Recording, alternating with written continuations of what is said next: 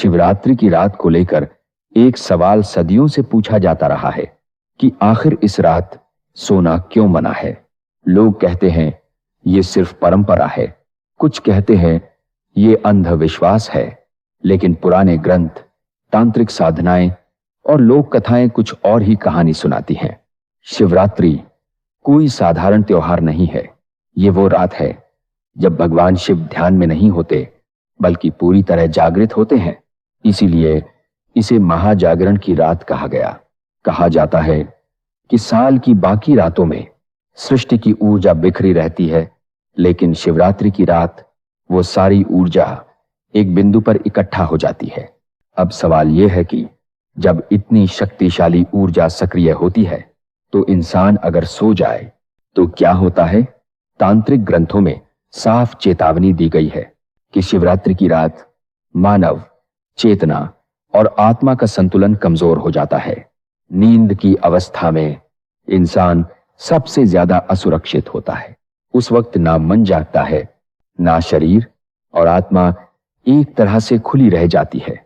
इसी समय भटकी आत्माएं, प्रेत, पिशाच और नकारात्मक शक्तियां सबसे ज्यादा सक्रिय होती हैं।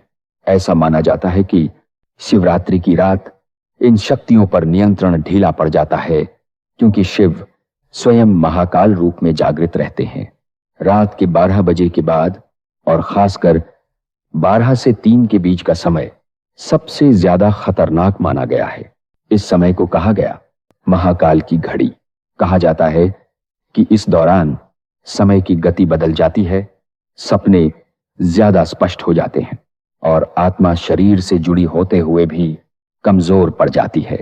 कई पुराने गांवों में आज भी शिवरात्रि की रात लोग अपने बच्चों को सोने नहीं देते, दिया जलाकर बैठते हैं, भजन नहीं तो बस चुपचाप जागते रहते हैं, क्योंकि मान्यता है कि अगर कोई इस रात गहरी नींद में चला गया तो वो ऐसी चीजें देख सकता है जिन्हें देखने के बाद नींद हमेशा के लिए टूट जाती है। यही कारण है कि शिव मंदिरों में इस रात घंटियां लगातार बजती रहती हैं। ये सिर्फ पूजा का हिस्सा नहीं है, बल्कि माना जाता है कि घंटी की आवाज नकारात्मक शक्तियों को भ्रमित करती है और इंसान की चेतना को जागृत रखती है। जागरण का असली मतलब रात भर नाचना या शोर करना नहीं है। जागरण का मतलब है चेतन रहना, खुद को स्थिर रखना, ताकि जब शिव की तीव्र ऊर्जा सृष्टि में प्रवाहित हो तो इंसान उसे सहन कर सके।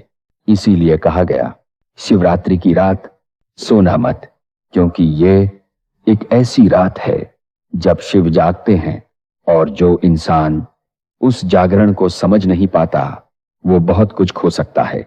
हर हर महादेव।